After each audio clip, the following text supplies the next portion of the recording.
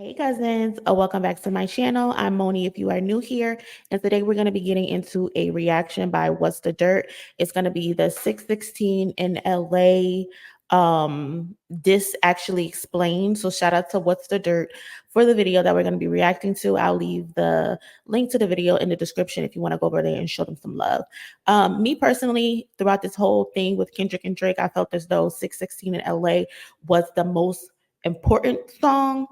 Not the best song, but the most important because it literally foreshadows everything that was to come, as far as there being a mole in Drake's camp or whatever. Some people don't want to believe it, but if you listen to all of the songs back, it's obvious that there was some type of mole in Drake's camp. So today we're gonna get into this breakdown. Please be sure to like and subscribe to the channel. And now let's get into it. All right, guys, I've been eagerly chipping away at the breakdowns for all the recent diss tracks that we got. And today we're looking at 616 in LA. Now, if you haven't watched my other breakdowns on these records, please make sure to do that, as it should offer some good insight into where we're at in the. And now I do be stopping and I do be giving commentary. So if you don't like someone doing a reaction where they stop and talk, this video isn't for you. Please go over to What's the Dirt channel and watch the full video. Again, it's going to be linked below. Beef up to this point. And I promised my nephew I'd do this. So huge shout out to Marty. Marty wants to be a YouTuber someday. And if he wants to do it, he can do it. Don't let anyone tell you that you can't do it. Okay, buddy? So right off rip, it was on Euphoria where Kendrick alluded to going back to back on Drake. And that's exactly what he did on this record, releasing 616 in LA just 3 days later. Back to back, I like that record. I'm gonna get back to that for the record. And this was something that I predicted over a month ago before any of the disses dropped, when all we had was the Like That record. I think Kendrick's going to use Drake's own angle against him, and he'll probably even reference back to back while he does it. So before we even begin, we have to take a close look at the title of the track, as there's several meanings. First and foremost, the one that will jump out to any Drake fan is Kendrick's usage of the timestamp format. Drake is synonymous with timestamp titles, and it's on these records where he gets super busy with the pen. Whenever someone tries to tell me that Drake can't rap, I'll always tell them, check out one of those records, then tell me that he can't rap. So this was a very strategic. I don't think anyone feels like Drake can't rap. It's, did he write the rap? It's the question at play here. He has a good delivery while he keeps the same delivery, unless it's a new accent. Drake can rap. He can deliver a song 100%. It's just, unfortunately, the question is, did he write that rap? And that's a stigma that's gonna go with him until his career is over. And petty angle from Kendrick as he attempts to taint Drake's long-running series. Even since this track dropped, we've seen multiple people claim that Kendrick's version of the timestamp was way better than any of Drake's, and this very well could have been Kendrick's goal. And let's be realistic, Drake still has by far the best timestamp records. Like, he still... Cap, I disagree. He still lays claim to that. Now, as far... He can lay claim to it, but I disagree. 616 in LA is literally a lyrical masterclass. And I don't get these people who try to say, oh, Family Matters was the best diss song in all of this. It absolutely was not, especially because your main focus, Drake, should have been Kendrick Lamar. 20%, if that, of Family Matters was directed at Kendrick Lamar. The rest was for everyone else. So that song was full of nothing but filler, and it was filled with nothing but jokes. Like, that was not rap. As far as the other meanings behind this title, there are several theories bouncing around, but I'm going to give you guys the most significant meaning and truly break down why that is. It was on June 16th, 2011 that Kendrick met Drake for the very first time. In a XXL magazine, Kendrick described the meeting saying, I did a show in Toronto on June 16th, my first show in Toronto. I think it was the same night we were going back to the hotel and he hit my phone. I guess he got the word that I was in town. He was there for the night working on the album, and he said he wanted to meet up.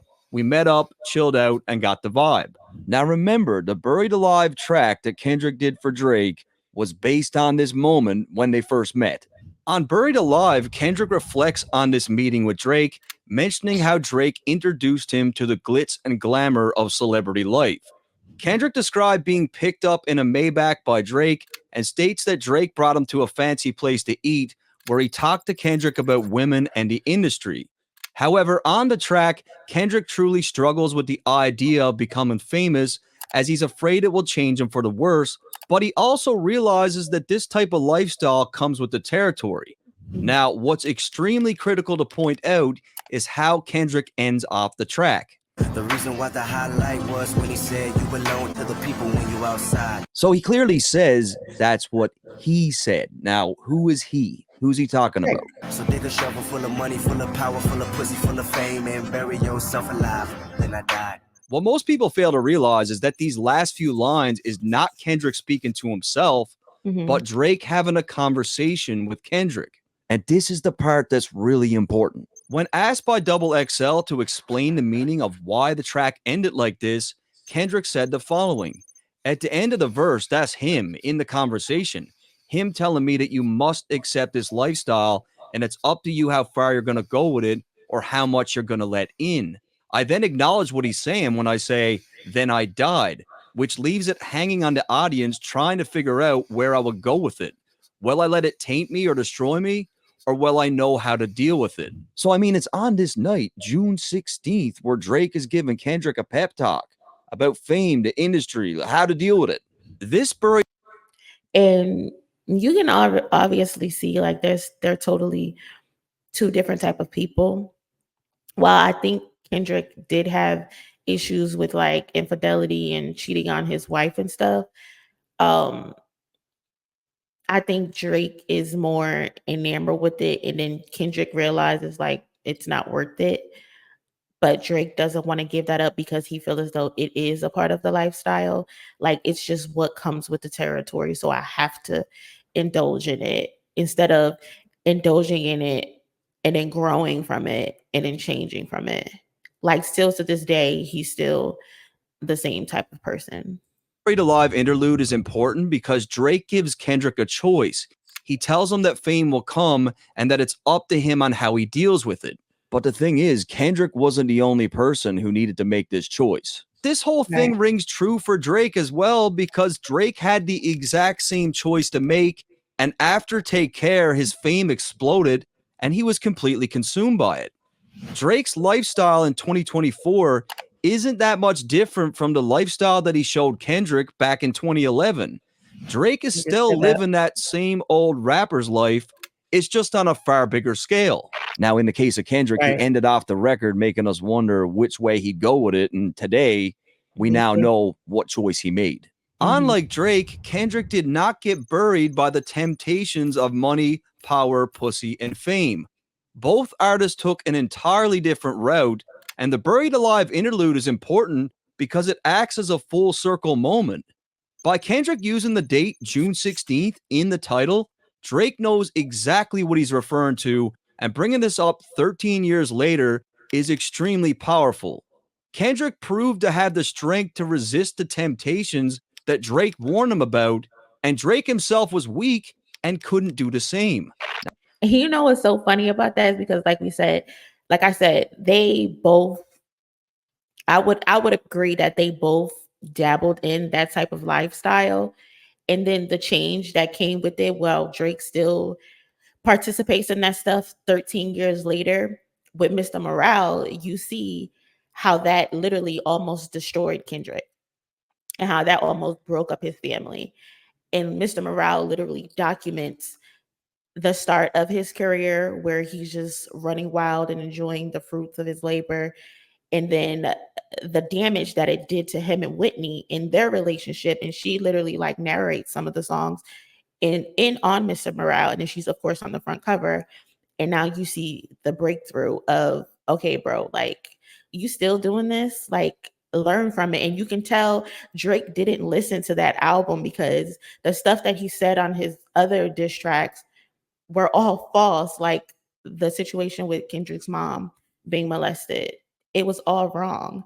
He tried to use Mr. Morale and with him, Kendrick's and Whitney's relationship against him, and it was still wrong. So it's like you're just not there yet, Drake. Now, I gotta say, Drake flips this narrative really well on Family Matters, but that one's No, coming up next. So I'm ahead of him.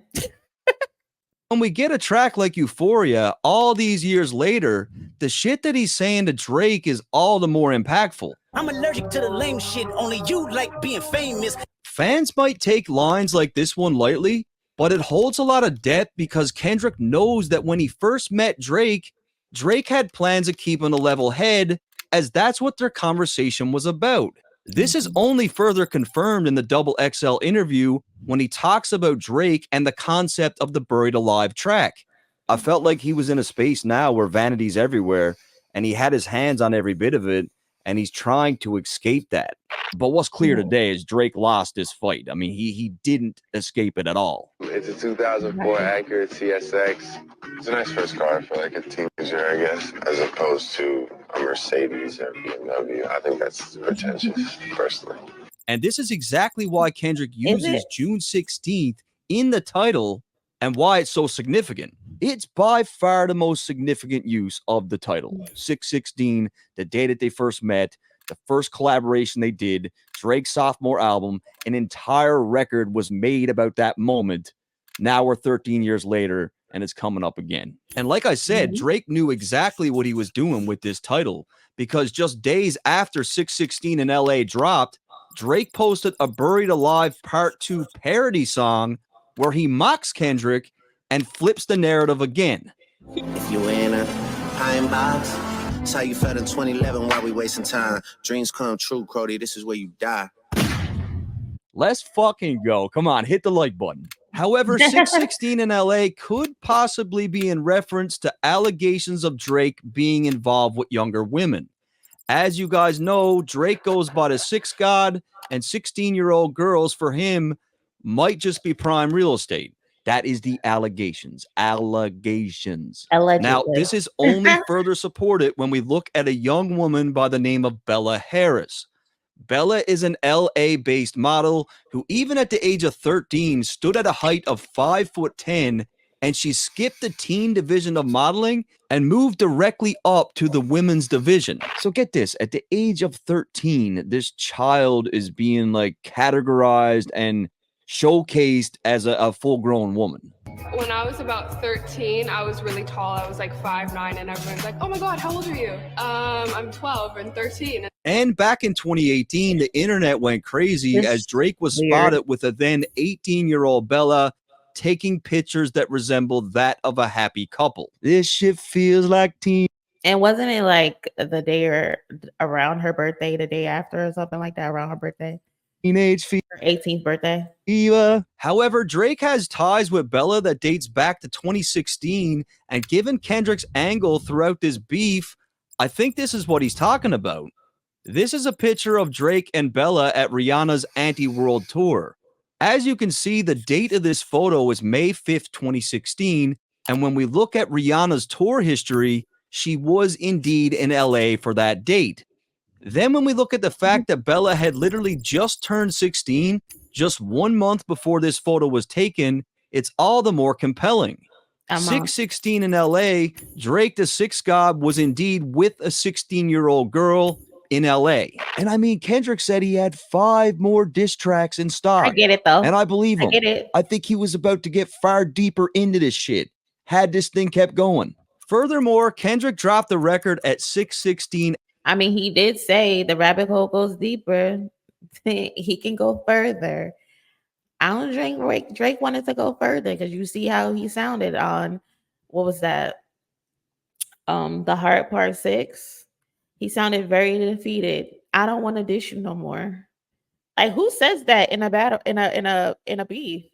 Especially because before the 2 weeks before Euphoria dropped, it was all drop. You wanted him to drop so bad. Chubb said that little boy ain't got nothing. You was telling him on Instagram, use me as a they don't have nothing to drop button. And then in the Heart Part 6, you're like, you can drop all your songs. I don't want to dish you no more. What changed, buddy? a.m. Pacific Standard Time, which is 616 in LA. Then we got the fact that June 16th is Tupac's birthday, And considering that we've seen a few references to Pac in this beef already, And Kendrick this don't one play seems about to make Pac. sense. And we have seen a slew of references with respect to Drake and being a shitty dad, and also jabs towards the fact that Drake's own father was absent. You don't know nothing about that. And of course, Drake respected Drake, and 16th is Father's Day, and we have seen a slew of references with respect to Drake and being a shitty dad, and also jabs towards the fact that Drake's own father was absent. You don't know nothing about that. And of course, Drake also executive produced the hit show Euphoria, and the first episode of that show aired on June 16th. And June 16th, a lot of shit was going down on June 16th. That's like a historic day. that's as far as I'm going to go with the title. There's a lot of theories out there, but these are the ones that make sense to me. With all that said, let's move on to the artwork, which is simply a cropped out version of the artwork that we would see on Meet the Grams, where Kendrick allegedly had an inside mole collecting Drake's personal items and feeding him information. And this whole thing with the artwork and these items, like this turned into this really grew legs after. It turned into this whole other conversation. So we've got the title. Bruh, that shirt, I'm pretty sure he'll probably get into it, but that shirt has been on a fucking world tour. Like, it's hilarious. That shirt has been everywhere. That shirt has been more places than I have been in my 30 plus years of living. We've got the artwork. Now let's move to the beat selection. First and foremost, the track is co-produced by Jack Antonoff, who is a pop producer most known for his work with Taylor Swift. This is likely a troll on Drake's previous claims on Taylor Made, where he insinuated that Taylor Swift had all this power over Kendrick. Now, what I feel Kendrick is really trying to drive home here by using this producer is that just like the culture of hip-hop, even high-level people within the industry itself do not like Drake and are more than happy to help bring him down. I think, and plus, I never got the Taylor Swift have control over Kendrick. Since when? And why is that a point? If anything, you're the one who's trying to get into good graces with Taylor Swift, Drake. I don't get it. I think Kendrick's just leaning into it. Like, yeah, I am friends with Taylor, and she's co-signing this diss. She doesn't like you. Her producer doesn't like you. Nobody likes you. Like, this is a tailor-made diss for you. Your cover. The instrumental samples Al Green's song "What a Wonderful Thing Love Is," and Drake's Uncle Teeny Hodges is credited as playing guitar on that record. However, what makes it even more impressive is the fact that Kendrick sampled Teddy Pendergrass on Euphoria, and now he's sampling Al Green, and they both had an album together called Back to Back Hits, feeding even more into Kendrick's claims that he was going back to back on Drake. And people say that Kendrick fans are reaching all the time, but no, this is clearly thought out. I mean, he's very intentional with everything that it is that he does. And people don't want to admit it, but it's like, bro, it makes sense. It makes sense. I mean, these records were very, very well planned. With all that said, we can now finally get into the lyrics of the song.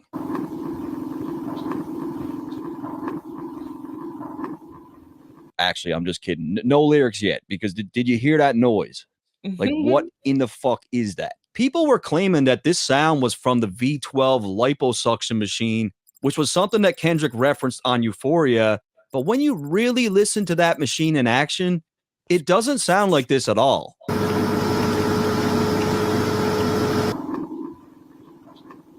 And the main reason why this video took so long is because I got extremely subject stuck on finding out what the sound was. First, I thought that it could be a money counter. I thought maybe it's a lie detector test. They said it's that. Then I was thinking it was one of those old 16 mil projectors. Who they would put on the camera. Then I was thinking maybe it could be a life support machine.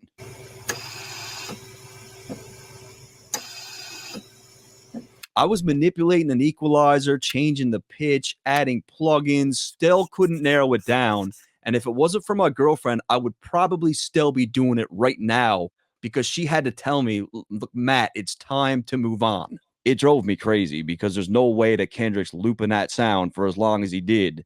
And it means nothing. Like, it means something. and Drake's probably the only one who's going to pick up on it. However, something I do feel fairly confident about is that if you really listen to the beat closely, Kendrick chooses to chop up the Al Green sample and loops it so that it sounds like he's saying, "Boy Wonder."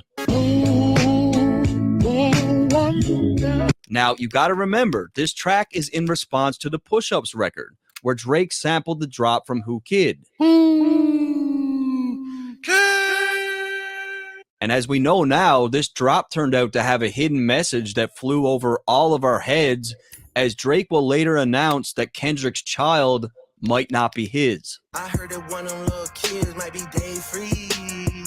And for that reason, I feel like it's on this track where Kendrick is using one of Drake's close producers to also send some sort of message. By using this little sample, I feel like Kendrick is trying to get inside Drake's head to cast doubt on who the mole could be in his camp. Drake commonly refers to himself as the boy, and in this case, I think Kendrick is asking Drake to think. Kendrick got the boy wondering, like, I wonder who's leaking all my info. I wonder who's the mole. Like, boy, I wonder who's doing all this shit. There's survival. So right off rip, Kendrick references Drake's track Survival. Now, Survival came at a time when Drake was fresh off his loss from Pusha T, and he was still heavily beefing with Pusha and Kanye at this time. As you guys remember, Drake allegedly had a career-ending red button diss for Pusha and Kanye, but he held it back, and it's on the Survival track where he appears to make mention to wanting to drop it. I was about to, man, I thought about it. It's unsettling to talk about it. So Listen, can't nobody stop me. If I'm in the middle of a war, no one can tell me as a grown man to stop. I'm sorry, especially if you expose my child.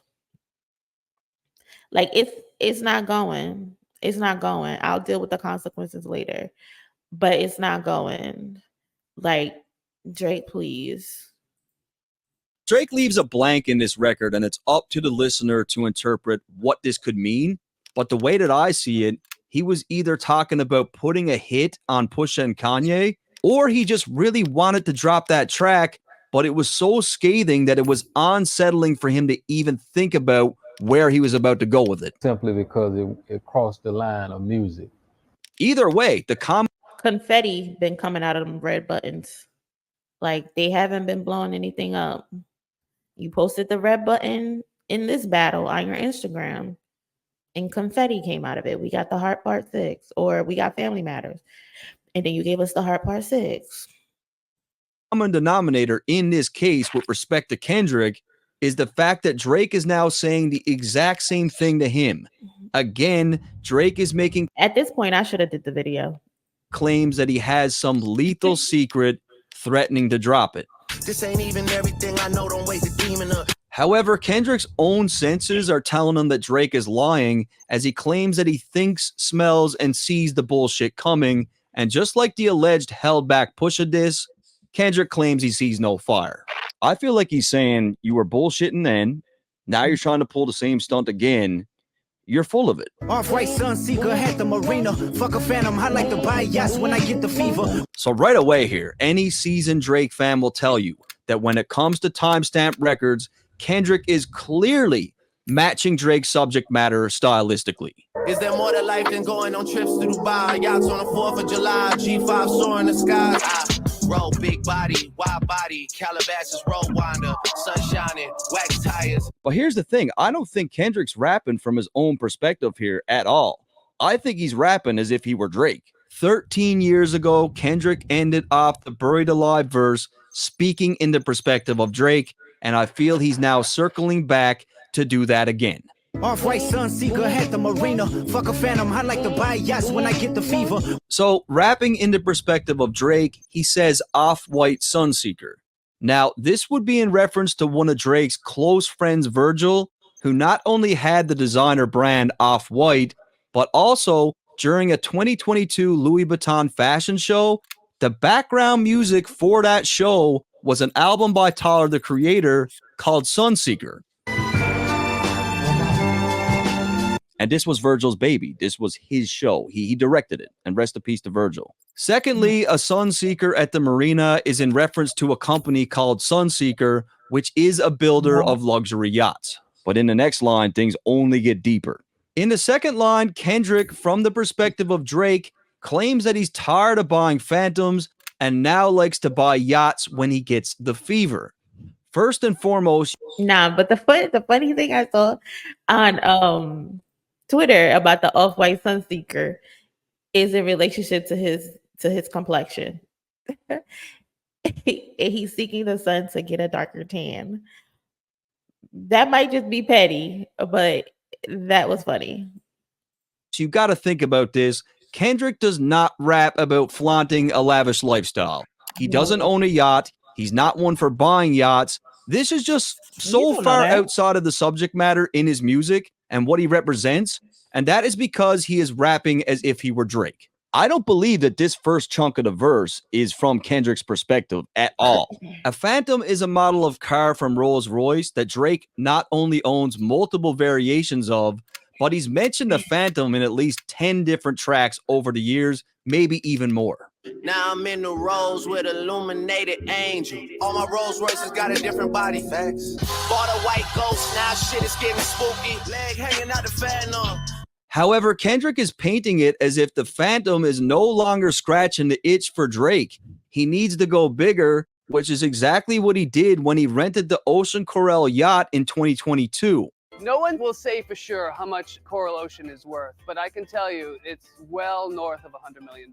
When Drake rented this yacht, he was going all over the place. Like, he was traveling everywhere. Now, here's where things take a turn and get a lot darker. Following up on his previous line about yachts, he claims that he likes to buy yachts when he gets the fever, and the fever is another builder of luxury yachts. This is where it goes left. The Sunseeker has another line of yachts called the Predator, and as we know, Drake has a song called Teenage Fever. Now, where it gets crazy is when we look at Drake's relationship with Millie Bobby Brown. Here she is with Drake on a yacht at the young age of 13. This photo was taken in 2017, shortly after his More Life album dropped, which had the track Teenage Fever, and coincidentally enough, the media was categorizing the More Life album as yacht rap. Now, to put the cherry... First of all, why are you as a young man chilling with a teenager? Like, of all the people you can hang with, you chilling with a teenager, and then you texting her and you taking pictures of her, like, very weird. Like, what do you guys have in common? What do you guys have in common? Besides what, maybe acting? And if you were gonna take on someone being in acting, why didn't you take to the young black boy that's also on Stranger Things? Like, if you were gonna be mentoring someone, you should have been, what's his name, Caleb? I know he played in the New Edition story as well, and a couple other things. But why are you mentoring this little white girl when you could be mentoring him? He's an actor. He's a rapper. You would think logically that would be who Drake, of all people who was a child actor, who is a now rapper, would be mentoring. But no, you're mentoring a little white girl, and then you're texting her about boys. As a 30-something-year-old man, why are you texting a random white girl? Any girl, for that matter, not even white, like just any girl, period. Why are you texting her about boys? Make it make sense. You can. On top, where was this picture taken? At a marina. Think about it. Sunseeker has a yacht called the Predator. Drake's More Life album was being called Yacht Rap. It had a track called Teenage Fever. He's with a 13-year-old girl on a yacht, and in this picture, they're at a marina. This is not a coincidence at all. It's not. And Kendrick drops plenty of little clues here just in how he pronounces certain words. And if you pay attention to how he says, I like to buy yachts, he's actually making a reference to Dubai yachts. Fuck a phantom, I like to buy yachts when I get the fever. Is there more to life than going on trips to Dubai? Yachts on the 4th of July. And back in 2015, Drake was very happy to announce that he was on a yacht in Dubai. And if you're familiar with Kendrick's catalog, you'll know that he does shit like this a lot in his writing. Wine cooler spill on my white t-shirt, the sightseer. So again, Kendrick is rapping as if he were Drake. Not only does Kendrick hardly ever drink, but when he does drink, it's exclusively wine. Yeah, I drink a little bit. What's your preferred beverage? Just wine. Like Jesus. What about, have you ever? Now, there is a huge difference in wine and wine coolers. Most men do not drink wine coolers. I'm talking about fruity drinks with soda and tons of sugar. It's usually a woman. Kendrick uses little keywords like this to let the listener know that this is not his life we're talking about. Kendrick's not drinking wine coolers, guys. Drake is the guy that loves wine coolers. That's pretty much all he drinks. And what's even more interesting is how wine coolers became his beverage of choice in the first place. Were you drinking white wine spritzer? I was. That's my drink of choice. It's basically, my mother had a friend who I was always sort of like infatuated with. We used to go to her house and be poolside, and she used to like fill up a white wine spritzer and she would like casually slide it and leave it there, and then she'd just show up with another one, and I always felt like she was trying to send me a message. So I've kept that a consistent theme. How we get it? Of course she was trying to send. That's completely inappropriate. You're How a old were you? victim. I don't know, like 15. But So I've kept that a consistent theme. And take a good guess at who else loves wine coolers.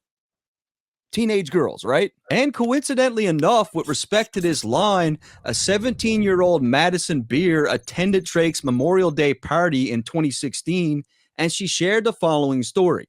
I met him actually like 2 years ago at his Memorial Day party. Funniest thing about Drake is he drinks wine spritzers. Like, that's all he drinks. I was like, can we go to the bathroom in your room? I was like, I just really don't want to wait on this line. And he was like, yeah, of course.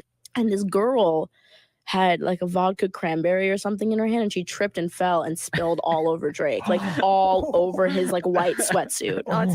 At this point in time, Madison had just turned 17 2 months prior, and this only acts as further proof that Drake seems to allow much younger girls at his parties.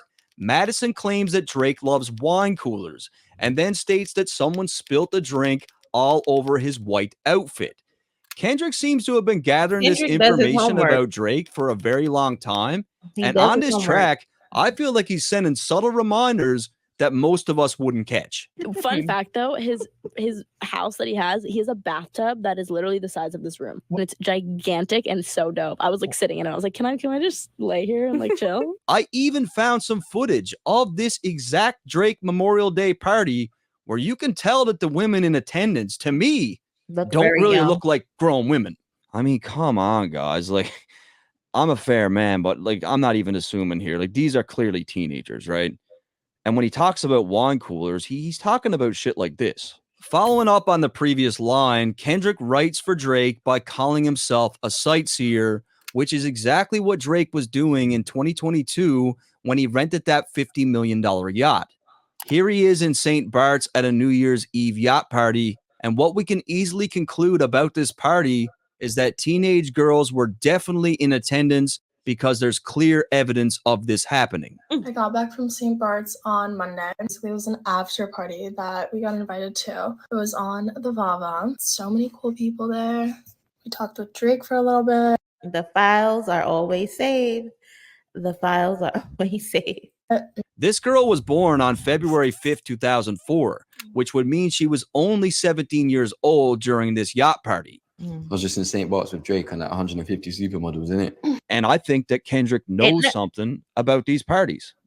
I do. Trifecta, money, morals, and culture. That's my leisure. In the second line, Kendrick says trifecta, money, morals, and culture. That's my leisure. And again, this has nothing to do with Kendrick as he continues to rap as Drake here. First off, the definition of a trifecta pertains to gambling on horses, where to win, you need to guess the 3 winning horses in order.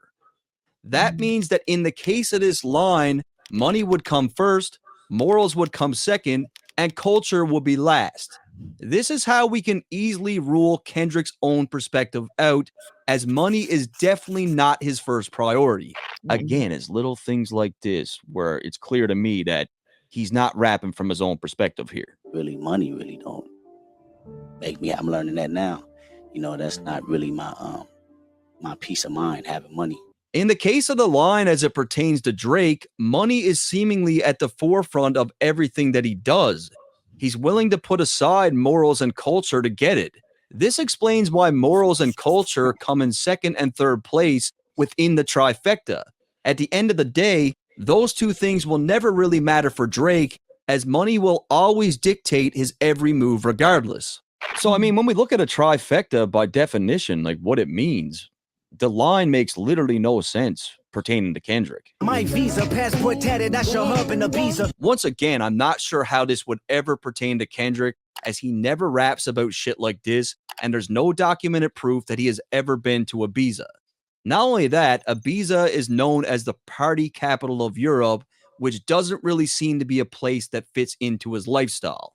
When we look at how Kendrick structured and set up this first verse, it only makes sense from Drake's perspective, as he was in Ibiza on that exact same yacht. And Drake has referenced Ibiza in his music many, many times. Grab by Lisa, bring her to Ibiza. Appealing Ibiza, so what? She took dick in Ibiza. We went to Ibiza. And this whole infatuation with Ibiza, for Drake, this is new. He never talked about it before in his music. It's only these recent years where he's been bringing it up a lot. It's almost like Ibiza has become Drake's new favorite hub. And if you listen to how Kendrick enunciates this line, that's exactly what he says. That's your hub in Ibiza, your hub in Ibiza. And I don't know why Drake loves Ibiza so much, but maybe Kendrick does. And again, in very recent times, Drake referenced a tatted passport in his music. My visa, passport tatted. I tatted your passport up. So this all ties and flows perfectly together in reference to Drake and how he lives. I said it a little bit earlier, but Kendrick Lamar is very intricate and very detailed when he does his research. And it's just so funny to see how good he is with doing his research and looking at all of Drake's music in comparison to Drake listening to Kendrick's music. Like, he literally embarrassed himself because him or his team didn't fully listen to the stories and the storytelling in Mr. Morale. Like, you got a lot of things wrong. You got the story of his dad being almost killed by Top wrong. You got his mom being assaulted, but he wasn't assaulted by his cousin wrong. It was actually his mother who had a situation like that, which made her believe that her son possibly was. And then you got the relationship wrong, because I'm pretty sure you probably just watched what the hell is the song? We Cry Together. Like, you just got all of this wrong. You were not prepared for this. Those 2 weeks where you and your fans were taunting Kendrick, you were not prepared. Kendrick went in some dark room and took like a 2-week college course on Drake. And he aced the final. You did not do your due diligence, Drake. And looking at this video, Kendrick took this very serious, and the end result shows that. His life, and given the fact that Kendrick rapped from Drake's perspective on Buried Alive, and this track is called 616 in LA, which was the date that they first met and the concept of that record, Kendrick is doing the same here. And the concept of the Buried Alive track is just as important for Family Matters, which we are doing next. Luke Cali's dwellings in Brooklyn just to book me some pizza. Kendrick continues to replicate the subject matter that Drake showcases on these timestamp records. If you heard Drake say a line like this straight from his mouth, you wouldn't second guess it, as it fits perfectly into the style of his pen. Eating like I'm seated at Swiss Soto and Yoso's. Catering is from Giorgio Bardi, Robin's favorite. He nailed it. It is bang on how Drake raps on these tracks. Bang on. Luke Cali's dwellings in Brooklyn just to book me some pizza. It's just the way he enunciates shit is very cryptic. Like, he doesn't even say pizza. He says pizza. Just to book me some pizza. And book me some pizza is weird too. Like, there's shit in here that Drake is only going to get. And on Euphoria, remember, Kendrick said that he hates the way that Drake sneak disses people. I hate the way that you sneak this. If I catch flight, it's gonna be direct. And what Kendrick means by that is Drake will diss someone and only his intended target will pick up on it, And due to the fact that Kendrick is mirroring his style and writing from Drake's perspective on a timestamp titled record, this first verse is riddled with shots at Drake that only he understands. And that's why the beginning of this record doesn't even sound like a diss, because he's writing in the style of Drake. There's Right. no clear shots to us. And if you ever watch any of the reactions that other people have done, everyone always, like, at least every reaction that I've seen, they all start off saying, this don't sound like a diss. Oh, this sound like a part of a song that he probably already had, and he just put it to this song. So that's a great point. A lot of people, when they first listen to the song, they're like, oh, this doesn't sound like a diss. This sound like a part of a song that he just put together that was for something else, and he just put it with this. But he's dissing Drake the way that Drake disses. And because Drake has been at this pizzeria in Brooklyn before, this is just another clue that Kendrick has given us that he's writing this verse from Drake's perspective. My confession is yours. And now we get to the point where I feel Kendrick does indeed switch perspective. It sounds like in this part, it sounds like he's literally at a confessional. Just picture like the, what do they call it? The Catholic things where there's the divider. It literally sounds like he's praying and he's asking for forgiveness of what it is that he's about to do. And he's like, yo, I know you give me this power, you give me these tools, and unfortunately I appreciate them, but now I gotta use them for bad and I gotta off this nigga. That's literally what it sounds like. It was back to himself, as it's at this moment where he starts to sing. And when you think about Drake's timestamp records, he doesn't really sing on those tracks at all. God, my confession is yours. Now, I saw that people tried to paint this line as if Kendrick was conflicted on whether or not he should go to war with Drake. But Nah, he's not honestly, conflicted. Kendrick He has sound like he's wanted ready this to battle go. with Drake for a very long time. But who am I if I don't go to war? I don't think he's conflicted about the Nah. war itself, He just but he let it know. knows where he's about to go with this thing, Right. and he's more or less confessing to God before he even puts his plan into action. Right. Kendrick knows he's about to go on attack, likely committing multiple sins, which will need forgiveness from God. If you pay attention to the way he delivers these lyrics, he's deliberately singing in a very ugly, offbeat, non-sonically pleasing way. God, my confession. This singing style reflects Kendrick's internal chaos. He's holding some guilt as a dark side of him is about to emerge. It's like he's saying, like, I'm sorry, God, like ahead of time. I'm sorry, but I gotta do this. There's opportunity when living with loss. I discover myself would not fall short. Some people thought that this meant Kendrick was worried about losing to Drake, and if he did, he'd learn something from it. But I don't think Kendrick even considered the possibility of losing this battle. I mean, Not let's at be all. real here. He had this whole thing mapped out. I believe even at this point, he knew he had a winning strategy. Like, he knew he was going to win this thing. I feel that Kendrick knows that he's about to unleash a beast that we haven't seen before, and he's hinting at an internal struggle. When you think about it, Kendrick doesn't have any music in his catalog that resembles the subject matter on these diss tracks. I think the loss that he's talking about is he's about to lose control of himself, right? Mhm. He's about to go against everything he stands for. Especially with him just coming off the Mr. Morale album, where it was like a therapy album. It's the, okay, this is what I did wrong. This is me trying to fix it. And this is me getting through the breakthrough. I'm kind of healed. I'm trying to do better. I'm trying to move clean. And I'm trying to be a better person for myself and for my family, for my woman, for my kids. But this nigga, he's taking me back there. He's taking me back to who I once was. And I just might have to do that, even though I'm healed and I'm better and I'm working on being better. For him, I'll go back to old Kendrick. I'll go back to K-Dot. For like his faith. However, being a man of God, he knows that the Lord will forgive him. And he knows that going through with this thing will offer an opportunity for even more growth. Raise my hands to a fallen sky. I fantasize me jumping planets, immortalized. I correspond. So A Fallen Sky is basically an aftermath of a disaster, and it's here where Kendrick is daydreaming about the results of the war. He dreams of jumping planets and becoming immortalized, as he's fantasizing about how a victory over Drake would cement his name in the hip-hop history books. And Kendrick's a rapper's rapper. Like, he's a hip-hop guy.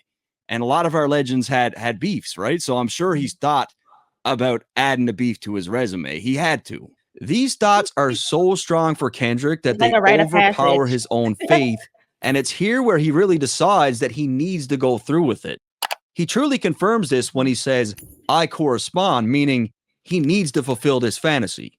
So I feel like he's daydreaming about like destroying Drake and getting him out of here and how that'll. And plus, he's been asking for it for forever. Like, they've been going back and forth for like a decade, right? They've been, ever since the Buried Alive, you can kind of say, is where it kind of started. Control happened. Drake took offense to it, and then they've just been taking shots at each other ever since then. And it's like, I think it's on Damn where he said, like, I'm begging you to say my name. Like, say the Candyman, say the Boogeyman, like, say my name. I've been wanting to beat your ass since forever. And now I just don't want to keep going back and forth. We've been doing this for 10 years. Let's take the gloves off. Let's just get at it. Feel, and then he snaps out of it. And he says to himself, I got to do this. I got to go through with it. I correspond. 3 angels watching me all the time. Kendrick claims that he has 3 angels watching him. And for anyone who's familiar with Christianity, you will be well aware of Michael, Gabriel, and Raphael. These are the 3 main angels chosen by God, and each angel represents something different. Given the fact that Kendrick knows he's about to embark on a journey that's testing his faith, right? he knows that these 3 angels are with him for guidance on the mission. And guys, he pretty much confirms this by bringing up some of these angels later on in the track. Outside of this biblical reference, in 2013, Kendrick lost 3 of his close friends, Chad, Pup, and Braze. He mentions these guys on multiple songs, but on a YG record, he makes reference to all 3 of them. From what I could gather, he was really close with all 3 of these young men, so it's very possible that the 3 angels is with him is these guys too. Put my children to sleep with a prayer, then close my eyes. Definition of peace. So coming off his Euphoria disc, Kendrick painted Drake as a deadbeat dad. That's whole shit. I got a son to raise, but I can see you don't know nothing about that. Kendrick states that Drake is not instilling the same family values as he is, and in this line, he confirms that putting his kids to sleep with a prayer gives him 100% peace. This is all he seems to need. With Drake's kid, it's almost like he wants them to be just as famous as he is, like almost like the Kardashians' kids or something, right? Where he's all up in the interviews, he's in the music videos, he's all over social media. Whereas Kendrick, you're hard pressed to find even a photo of his kids. It's just 2 different parenting styles, we could say at a minimum. Tell me who gon' stop me. I come from love. Kendrick makes a reference to himself as he moves with love, strong morals, and integrity. And by living this way, he feels unstoppable. In contrast, as we heard on Euphoria, he doesn't feel like Drake has the same values at all. So in Kendrick's mind, this is like a battle of good versus evil. Still cover my heart, then open me up. So Kendrick refers to someone by the name of Estelle. Now, it's not 100% confirmed, but this appears to be his grandmother. And when claiming that she covers his heart, he's alluding to her offering him protection. And I really tried to confirm who she is in relation to Kendrick. I went through his family tree, or I tried to.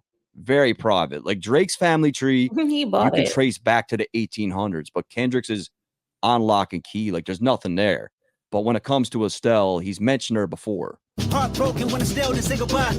There's also the fact that during Coachella, he had her name on his custom boots, where it clearly reads Estelle Oliver on his mother's side. So I believe this is his grandmother. Remember when picked up a pen, lyrics that I can trust, timid soul, staring in the mirror, asking where I was from. Kendrick appears to be reminiscing on a simpler time. When he first picked up the pen, he didn't have much to prove, but it also seems like he didn't have a lot of confidence. It suggested in the previous line that Estelle helped open him up, possibly helping him come out of his shell. And by all accounts, he was a very shy child, which really isn't that uncommon for these artsy type of kids. Like, they tend to be more withdrawn, right? And Kendrick himself once shared a story of just how shy he was. And doesn't he mention his grandma bitch, on my grandma's dead, so ain't nobody praying for me. I'm on your head. And is it Element or is it Humble? It's one of them. Math question that I knew the answer to, but I was too scared to say it. And then this little chick said the answer, and it was the right answer, my answer. That bothers me still to this day, being scared of failure.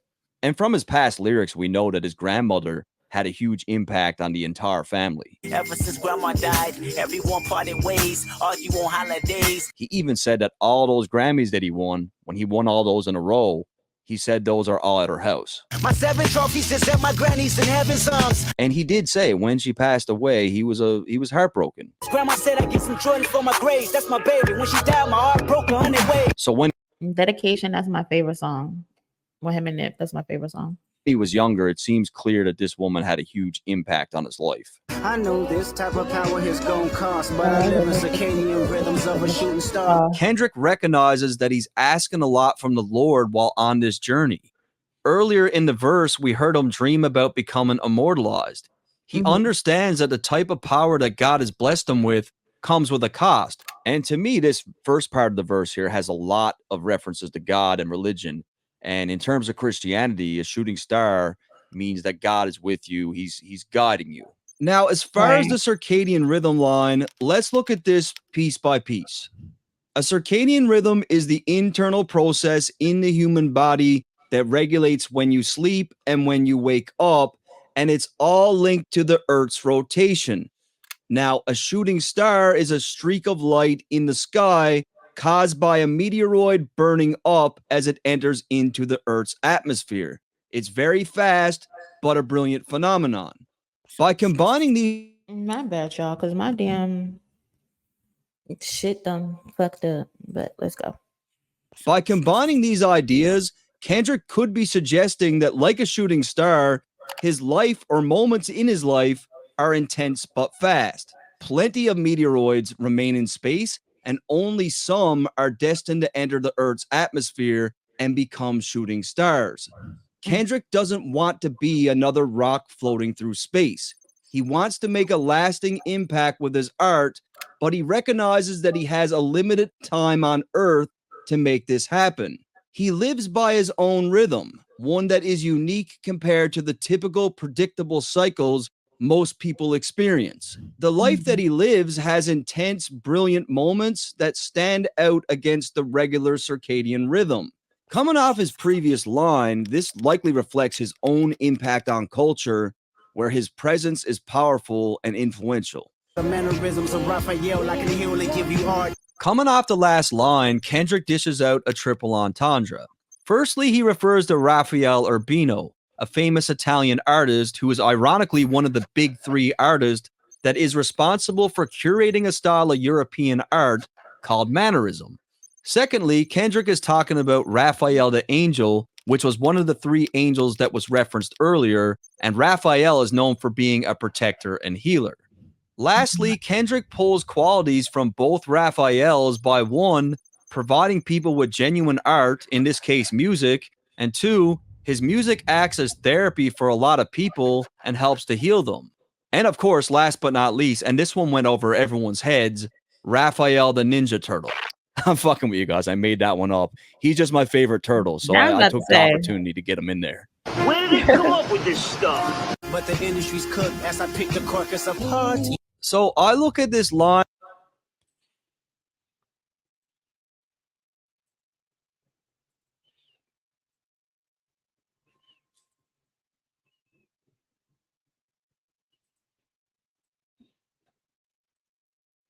Very different from everyone else, and I'm not saying I'm right, but just hear me out. Kendrick says that the industry is cooked, and what I think he means by this is that the industry is a facade. Record labels are cooking the books and inflating the numbers. These labels are desperate and will do anything to give the illusion that their product is in high demand.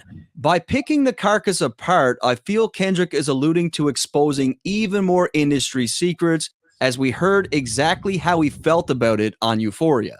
And fuck the industry too. And I think what I'm saying makes even more sense on the next line. Yeah, somebody's line, I can see the vibes on act. If you listen to Kendrick's other music, he got a real beef with the industry. Like, he's always calling them out. about anything. Even he looking compromised. Let's peel the layers back. So many people have accused academics of being on Drake's payroll and being on the record label's payroll. Now, it's no secret that record labels have been working with influencers, podcasters, streamers, and TikTok dancers to help with sales. Right. However, it's even beyond sales because some of these guys like Aiden Ross and Kai Cenat seriously had the power to shape how an artist is perceived. Drake is... And one thing I can appreciate about Kai Cenat throughout of all of this is that he remained neutral. Even though Drake was hitting him up the same way he was hitting up academics, and I'm probably Aiden Ross. I don't watch him. I'm not interested in watching him, but I do see the academics clips come on my timeline, and I do see the Kai Cenat clips come on my timeline or on TikTok or whatever.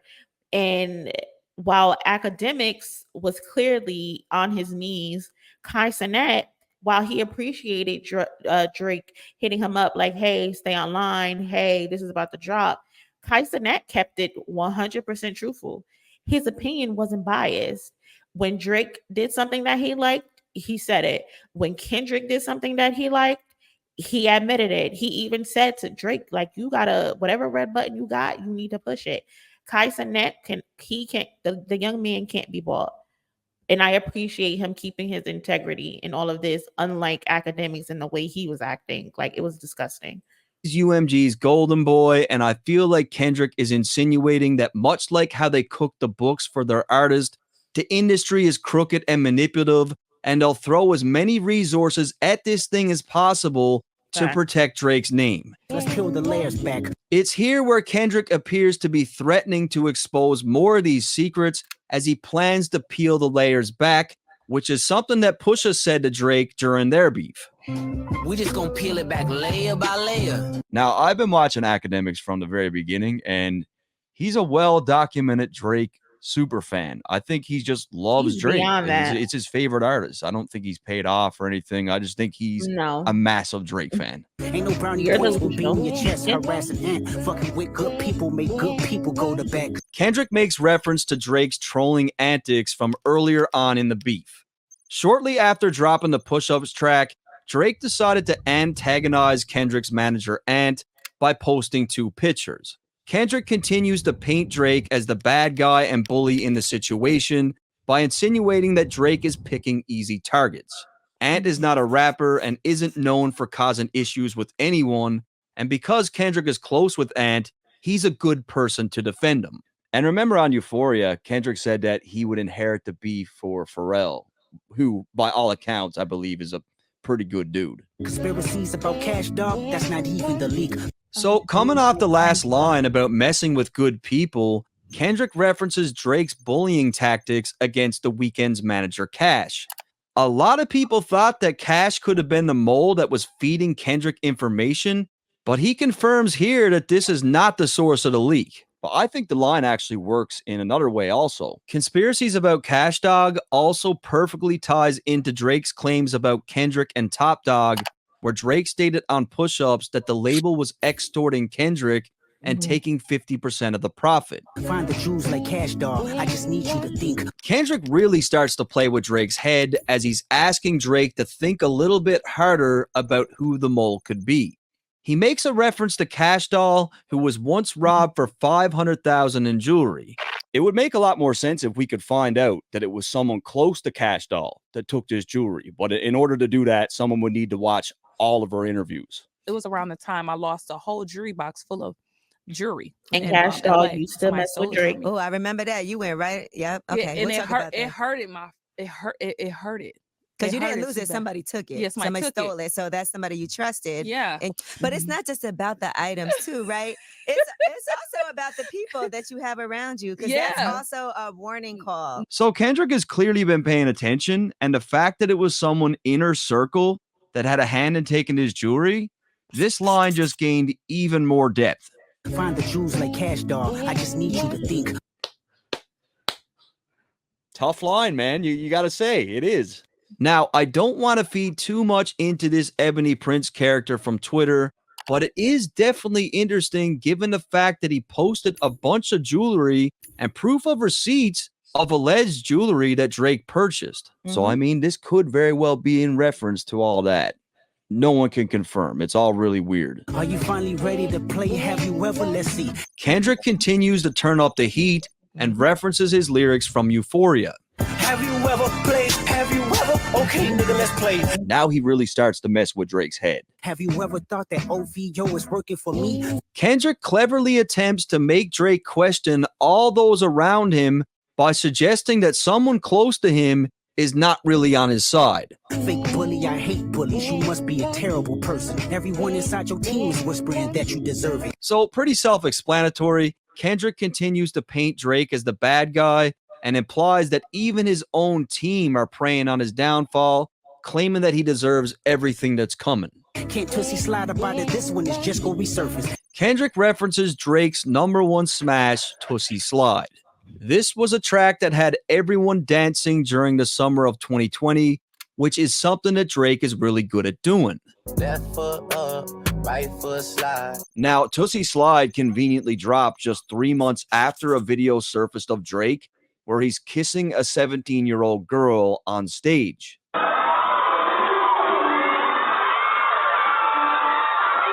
The clip took the internet by storm as Drake already had a past that raised a lot of eyebrows, and it was just 5 months before that where Drake paid $350K to a SA case, which was something that Kendrick referenced on Euphoria. Have you ever paid $500,000 like to an open case? These were big stories at the time. Like, a lot of people talked about this shit. It was not a good look for Drake, so he drops this massive hit. And of course, that helps deaden the noise, right? However, when it comes to this beef, Kendrick seems to be saying that even if Drake pumps out another big hit, the damage that he's about to inflict in this war will never be forgotten. No matter what Drake says or does, he's not going to get away from what Kendrick's about to do. I mean, this is probably true. Not Like Us was a #1 record. Look what he was saying on there. Like, Drake couldn't even get away from the Ghostwriter shit. Like, this new stuff's pretty heavy. Like, it's gonna be hard to shake. It was fun until you start to put money in the streets. They lost money because they came back with no receipts. Kendrick insinuates that Drake is paying people to find dirt on him. Now, Kendrick, who lives a very low-key and private life, claims that Drake wasted his money since there's no dirt to be found. And it's also clever because, you know, you can't get your money back from a store without the receipt. I'm sorry that I live a boring life. I love peace, but war ready if the world is ready to see him bleed. Kendrick claims that the world is ready to see him take Drake's head off. And when we think about this beef, it seems like this was really the case. Kanye even said that all the rappers were excited to eliminate Drake. And Kanye, shut up. Just shut up. Sometimes, yo, Dot, I got you. Ain't nobody asked you for anything. This is not a group project. This is me and him. Everyone from the casual hip-hop fan to people that didn't even listen to the genre were chiming in to tear Drake down. I mean, it was at the point where people were hating on Drake and they didn't even know why. Like, they'd be like, I'm a fucking metalhead, but fuck Drake. The Elohim KTW. So the word Elohim can actually be found in the scripture of multiple religions. In Christianity, it can be found in the Old Testament, and in Judaism, it's used in the Hebrew Bible. However, in both religions, it's recognized as a word for God. Kendrick could be using this here as a word of common ground between the two religions to state that regardless of the faith, he is the God. And in the exact same context, he uses this word on Family Ties, which is a record that I always thought was full of shots at Drake. The Elohim, the rebirth. Before you get to the Father, you gotta holler at me first, bitch. Now, the KTW thing is cryptic as it gets. Like, I cannot figure it out. I look for days and days. None of the theories that I saw make sense to me. I think it's something that only Drake is going to understand. But if one of you guys know, or you think you know, leave it in the comments. It drove me crazy. No, you can't sleep. These images trouble you. Know the wires in your circle should puzzle you. Kendrick continues with the mental gymnastics. He paints Drake as someone that is tossing and turning to figure out who the mole could be in his camp. He does this by referencing a wire in his circle, which is something that rats will wear when gathering information for the feds. And this is going over all of our heads because clearly the line is layered. There's something there. It's very eerie. It's very cryptic. There's something we're missing. If you were street, I don't know why he didn't put the line from what he said about Gunna. I know some shit about niggas that make Gunna wanna look like a saint. It's also leaning into that. I don't know why he didn't put that in there. smart that you would a card that your entourage is only to hustle you. Kendrick comes in with a bit of a cultural reference here. Drake isn't from the streets, but over the years has surrounded himself with street people. It's not uncommon in hip hop for a rapper to have an entourage of people who are only around for their own benefit. So Kendrick's saying like Drake is so ignorant that he believes that these guys really like him when they're just using him. And Kendrick's a little wiser to it. Like he's seen this play before. 100 niggas that you got on salary, and 20 of them want you as a casualty. Kendrick makes reference to the people on Drake's payroll. Now, this could be a reference to anything from the people that signed to his label, the team of writers that he's employed, streamers like Aiden Ross or Kai, his mob ties connection with Jay Prince, or any of the other street connections that he may have established over the years. And he's saying 20% of these guys want you out of here. They want you gone. And one of them is actually next to you, and two of them is practically tired of your lifestyle, just don't got the audacity to tell you. But now, I'll be honest, guys. I'm not going to sit here and pretend to know who Kendrick's talking about here. Is it 21 Savage? Is it 40? Is it Yachty? Is it Chubbs? Who really knows? It does seem very specific, and Kendrick says this with such conviction. But at the same time, this could also just be a war tactic to get inside Drake's head even further to make him question absolutely anyone that's close to him. They blamed 40 the last time when he was going against Pusha T.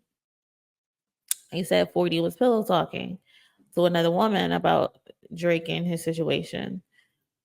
So they do a lot of yapping over there in OVO camp.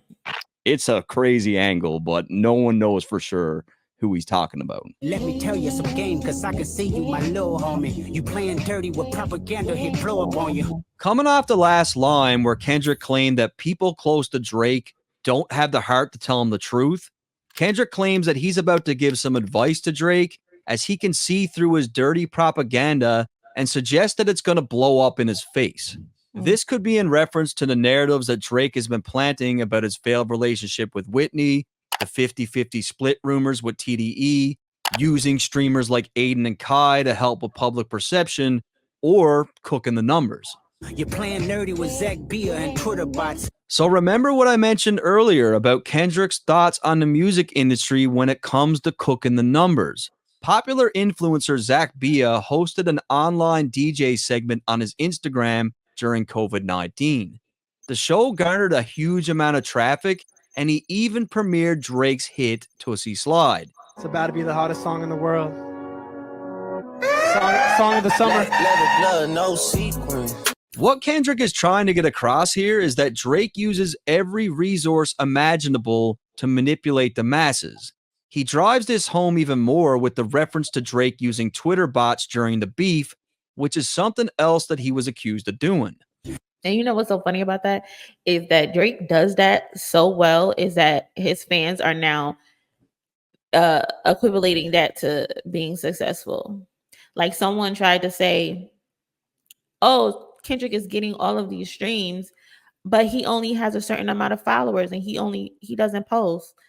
And it's just like, you guys are just so clueless. Like you think social media is everything. Kendrick doesn't live his life on social media. He has 15 million followers on his Instagram, but he has 2 posts. And the first post, I think, is like from a New York Times article for PG Lang. And the second one is this song that we're reacting to, the breakdown to, 616 in LA. And he only put it on there is because Drake could not stay off of Instagram posting memes and shit. So Kendrick's like, okay, I'm going to meet you where you are. Aside from probably not being able to get the song, the sample cleared, but Kendrick is like, I'm gonna meet you where you are. You're on Instagram, so that's where I'm gonna meet you. And it's like social media followings does not equal to success. People have bots. People pay for bots. Like, I don't understand. I don't get it. But your reality can't hide behind Wi-Fi. Kendrick claims that what he's about to reveal about Drake will be so extreme that all his old tactics won't work anymore. This ties perfectly into what he said earlier about not being able to tussy slide his way out of the situation by using someone like Zach Bia for internet games. Your little means is losing steam. They figured you out. Kendrick claims that Drake's Instagram memes and the trolling that he was doing is losing steam, which is 100% correct. In hindsight, all the childish bullshit that Drake was doing online only made him look even more ridiculous when this beef came to a close. It really annoys me because when Drake went against Meek, he was quiet. He let the music talk.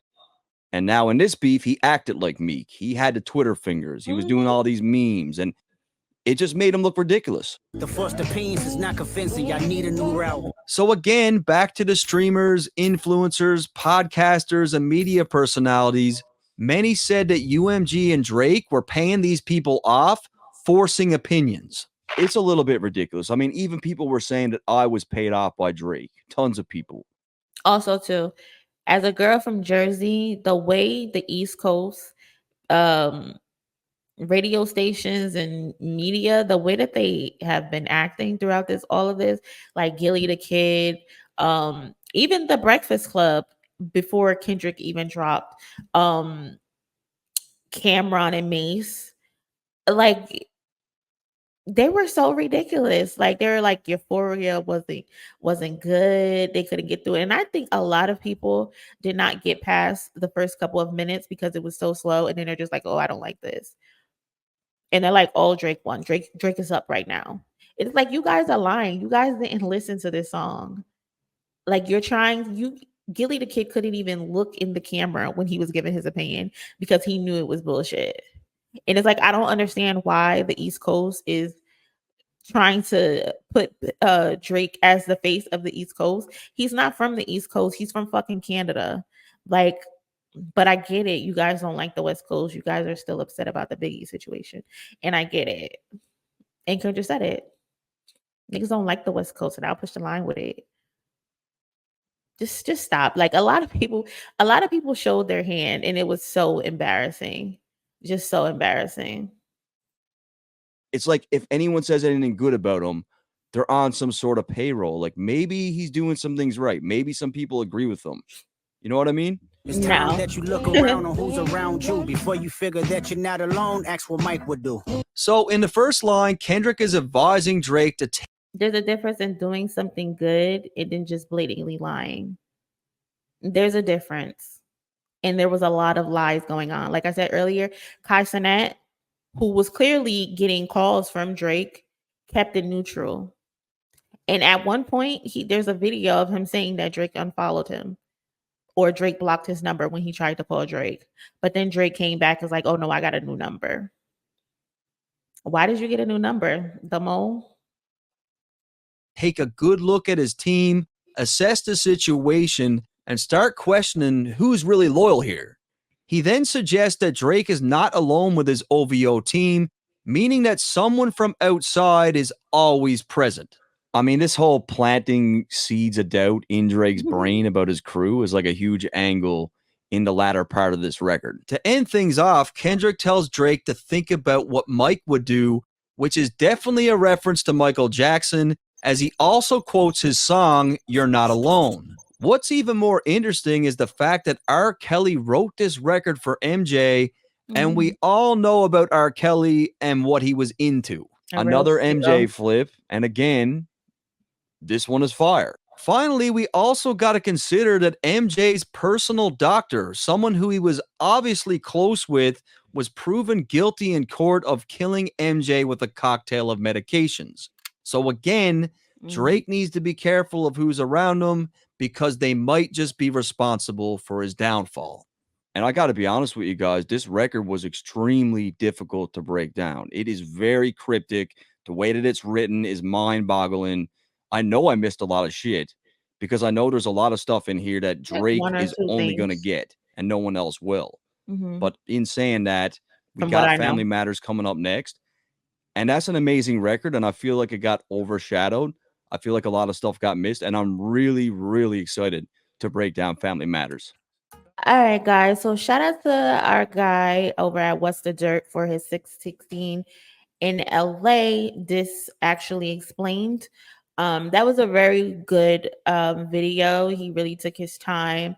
Again, I think only from the things that I know, he only missed maybe like one or two things. But for the majority, that was a very well thought out video, and he did his thing. So please be sure to go check him out. Please leave a comment. Let me know your thoughts on the video, my opinions. Like the video, share the video because it does help my small little channel grow, and subscribe to the channel if I haven't said that already. And I will catch you guys in my next one. Later.